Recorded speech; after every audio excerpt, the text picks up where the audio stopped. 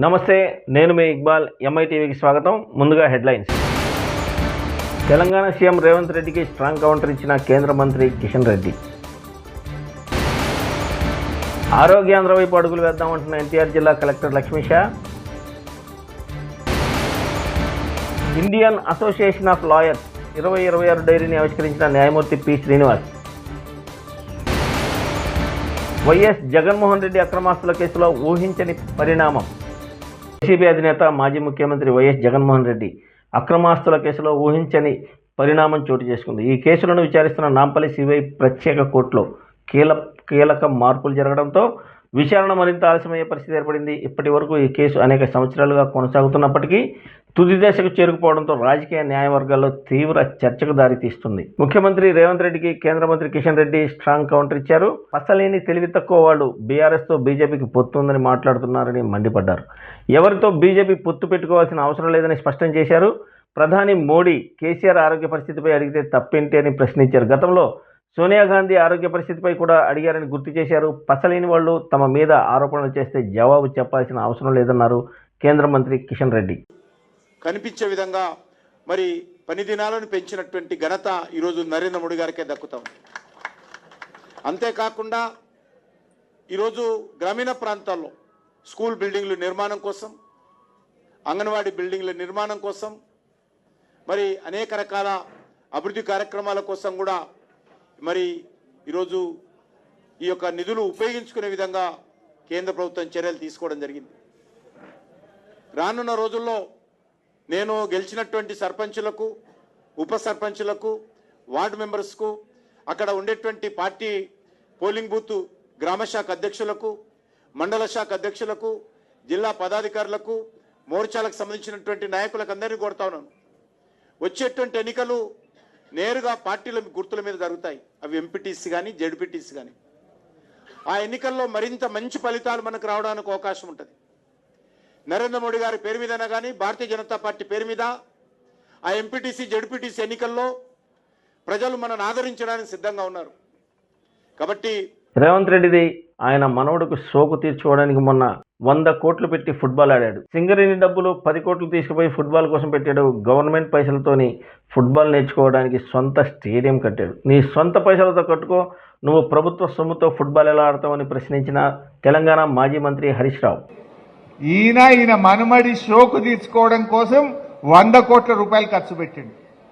నువ్వు ఫుట్బాల్ ఆడితేంది, నువ్వు ఏం ఆడితే మాకేందా రేవంత్ రెడ్డి? సింగరేణి కాలనీసి 10 కోట్ల రూపాయలు తీసుకుపోయి ఫుట్బాల్ మ్యాచ్కు పెట్టిండు.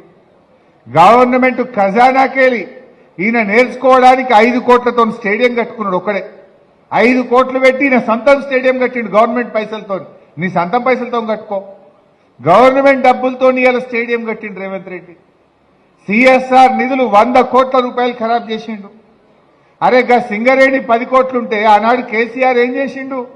సింగరేణి సిఎస్ఆర్ డబ్బులను స్కూళ్లు కట్టించిండు, రోడ్లు వేపించిండు, మెడికల్ కాలేజీ పెట్టించిండు కేసీఆర్. రేవంత్ రెడ్డి ఏం చేస్తుండు? సింగరేణి డబ్బులు తీసుకుపోయి నేను నా మన్మడు ఫుట్బాల్ ఆడటం మీరంతా చూడుండ్రి అంటాడు. నీ మన్మడు నువ్వు సొంతం పైసలతో ఆడుకో, ఎవడద్దంటుండు? నువ్వు గవర్నమెంట్ సొమ్ముతోని ఫుట్బాల్ ఎట్లా ఆడతావు? సింగరేణి సిఎస్ఆర్ తోని కేసీఆర్ మెడికల్ కాలేజీ పెట్టి డాక్టర్లను తయారు చేసిండు కేసీఆర్. సింగరేణి డబ్బులతో కేసీఆర్ మంచి ప్రభుత్వ పాఠశాలలు కట్టిండు, మంచి రోడ్లు వేసిండు. కానీ రేవంత్ రెడ్డి ఏమో ఆయన షోకులు తీర్చుకుంటుండు. మీరు గమనించింది. వ్యర్థాలను సరైన ఆలోచన, కార్యాచరణతో విలువైన వనరులుగా మార్చడం ద్వారా సర్క్యులర్ ఎకనామీతో ఆర్థికంగా, సామాజికంగా, పర్యావరణం పరంగా బహుముఖ ప్రయోజనాలు ఉంటాయని జిల్లా కలెక్టర్ డాక్టర్ లక్ష్మీషా అన్నారు. డిసెంబర్ నెల 3వ శనివారం స్వర్ణాంధ్ర స్వచ్ఛాంధ్రలో భాగంగా నందిగామ మున్సిపాలిటీ పరిధిలో జరిగిన ప్రత్యేక కార్యక్రమంలో జిల్లా కలెక్టర్ డాక్టర్ లక్ష్మీషా స్థానిక ప్రజాప్రతినిధులు, సమన్వయ శాఖల అధికారుల సిబ్బందితో కలిసి పాల్గొన్నారు. మొక్కలు నాటిన అనంతరం ఐసిడిఎస్ ఆధ్వర్యంలో ఏర్పాటు చేసిన స్టాళ్లను పరిశీలించారు. ఈ సందర్భంగా కలెక్టర్ లక్ష్మీషా మాట్లాడుతూ స్వచ్ఛత, పర్యావరణ పరిరక్షణపై ప్రజలకు అవగాహన కల్పించడంతో పాటు వివిధ కార్యక్రమాల్లో వారిని భాగస్వాములు చేసే ఉద్దేశంతో ప్రతి నెల 3వ శనివారం ప్రత్యేక దింతో స్వర్ణాంధ్ర స్వచ్ఛాంధ్ర కార్యక్రమాలను నిర్వహిస్తున్నట్లు తెలిపారు. అలానే మన నందిగామ తెలుగుదేశం పార్టీ అధ్యక్షుడు శ్రీ రాము గారిని, అలానే జనరల్ సెక్రటరీ గారిని గ్రామంలో ఆల్రెడీ 50% వరకు ఉంది. కానీ అర్బన్ ప్రాంతాల్లో ముఖ్యంగా ఈ పట్టణ ప్రాంతాల్లో మొక్కలు తక్కువ ఉంటాయి. అందుకే ఈ రోజైతే మొక్కలు నాటారు. ఇది ఒకరోజు కాదు, అన్ని ప్లేస్లో వాడుకుంటే దాని నుంచే మనకు సంపాదన వస్తుంది అనేది కాన్సెప్ట్. దీనికోసమే స్వచ్ఛంద స్వర్ణాంధ్రలో భాగంగా ప్రతి నెల ఒక థీమ్ పెట్టుకుని తీసుకొచ్చిన ఉద్దేశం ఏంటంటే మనం ప్రజల్లో చైతన్యం తీసుకురావాలి, ప్రజల్లో అవగాహన రావాలి. ఇప్పుడే పిల్లలు ఎంత చక్కగా మనకు స్కిట్లో చేసి చూపించారు. ఆ ప్లాస్టిక్ భూతం ఎంత మనకు తెలియకుండానే మన ఇంట్లోకి వచ్చేసి ఉంటుంది, మన నెట్టింట్లో ఉంటుంది, మనకు తెలియకుండా అదే మమ్మల్ని తొలేస్తూ ఉంటుంది. మనకు వచ్చే జబ్బులు అయితేనేంటి, సో మనకు పర్యావరణం ఈ పరిశుభ్రత అయితే దీని గురించి మనకు తెలియకుండా అదే అన్ని నాశనం చేస్తూ ఉంటుంది. మనకు అది రియలైజ్ అయ్యేసరికి ఇప్పుడు ఆ పాపడికి చూడండి, అదే నేను ఎప్పుడు తీసుకొచ్చానంటే అది చెప్తాను, నీకేం తెలియదా, నీకు బుద్ధి లేకుండా మాట్లాడుతున్నావు, నువ్వే పిలిచావు అని చెప్పి. సో ఆ టైం వచ్చే ముందు మనం మేల్కోవడం చాలా అవసరం. ఆ స్కిట్ చాలా చక్కగా చేశారు, అలాగే పిల్లలు డ్యాన్స్ కూడా బాగా చేశారు. అందరికీ అభినందనలు. అంటే ఆ పిల్లలు ఆలోచన రావాలి. సో పిల్లలు దాని గురించి ఆలోచన, అది చిన్న స్కిట్ కాదు, అది మనం అందరికీ గుణపాఠం. మనం కనుక మేల్కోకపోతే మనం అందరూ ఇంటి ముందు అటువంటి ఒక భూతం ఉంటుంది, దానివల్ల మనం తరగొట్టలేము.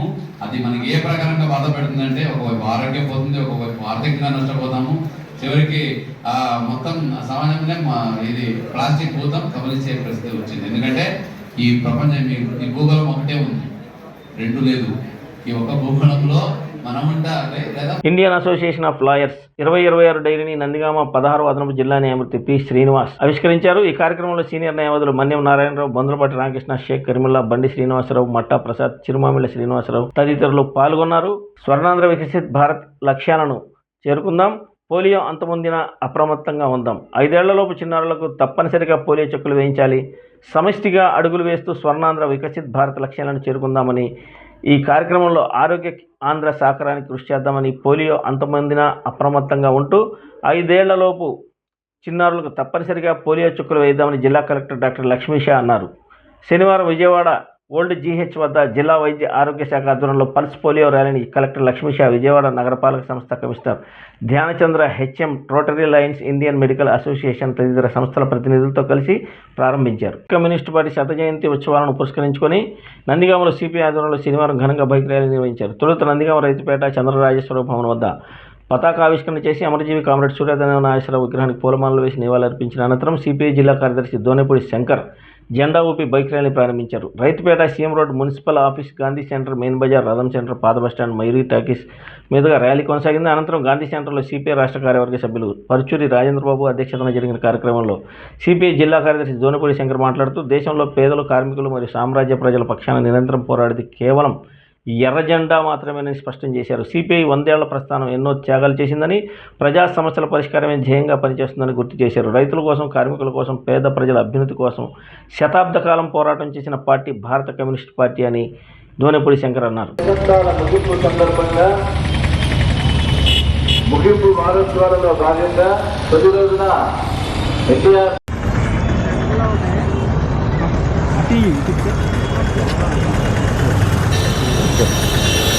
ఓకే సిపిఐ శతాబ్ది ముగింపు ఉత్సవాల సందర్భంగా నందిగామ నియోజకవర్గ సమితి తొలి రోజున పెద్ద ఎత్తున స్కూటర్ల ర్యాలీ నిర్వహించింది. వారికి రాష్ట్ర కమిటీ తరఫున, ఎన్టీఆర్ జిల్లా పార్టీ తరఫున ధన్యవాదాలు తెలియజేస్తున్నా. మహోన్నత త్యాగాల చరిత్ర, రక్తాక్షరాల చరిత్ర, వీర తెలంగాణ సాయుధ పోరాటంలో వేల మంది అమరులను త్యాగం చేసి లక్షలాది ఎకరాల భూమిని పేద ప్రజలకు పంచినటువంటి చరిత్ర కమ్యూనిస్టు పార్టీది. దానిలో భాగమైనటువంటి పశ్చిమ కృష్ణా తీరం ఎంతో ఘనమైనటువంటి చరిత్రని పొందుపరిచినటువంటి పరిస్థితి ఉన్నది. విశాఖ ఉక్కు ఆంధ్రుల హక్కు కోసం నాటి శాసనసభ్యులుగా ఉన్న వాసిరెడ్డి రామారావు గారు లాంటి నాయకులు, ఎమ్మెల్యేల పదవిలో చరించినటువంటి చరిత్ర ఈ ప్రాంతంలో కమ్యూనిస్టు ఉద్యమానికి ఉన్నది. ఈ రోజున అనేక పథకాలు, ఇవాళ పనికి ఆహార పథకం కానీ లేదు, ఇవాళ పోరాడి కార్మికులు సాధించుకున్నటువంటి 8 గంటల పని దినాన్ని ఈ రోజున మోడీ ప్రభుత్వం కాలరాచి వేసేటువంటి పరిస్థితి. 12 గంటలు పనిచేయాలనేటువంటి పాసిఫిక చట్టాన్ని ఈ రోజున తీసుకువచ్చింది. 4 లేబర్ కోడ్ చట్టాలను తీసుకువచ్చింది. కాబట్టి కమ్యూనిస్టుల పోరాటాలు, కమ్యూనిస్టు సాగినటువంటి పోరాటాలని నీరుగార్చేటువంటి పరిస్థితి. అదాని ఆంధ్రప్రదేశ్గా ఈ రాష్ట్రాన్ని మారుస్తున్నది. గ్యాస్ని తరలిస్తుంటే మన రాష్ట్రానికి రావాల్సినటువంటి న్యాయమైన హక్కుని, వాటాన్ని సాధించుకోలేని పరిస్థితులు ఇవాళ కూటమి ప్రభుత్వం ఉన్నటువంటి పరిస్థితి అది. ప్రత్యేక హోదా లేదు, విద్యార్థి యువజనులకి నిరుద్యోగ భృతి లేదు, వాళ్ళు చదువుకున్న వాళ్ళకి ఉద్యోగాలు లేవు, మెడికల్ కాలేజీని ప్రైవేటైజేషన్ చేస్తున్నటువంటి పరిస్థితి. కాబట్టి అనేక రైతులకు పంటల బీమా పథకం లేదు. ఈనాటి వరకు మందా తుఫాన్లో బాధితులకి ₹1 కూడా నష్టపరిహారం ఉన్నటువంటి పరిస్థితుల్లో ఇవాళ ఈ రాష్ట్ర ప్రభుత్వం ఉన్నది.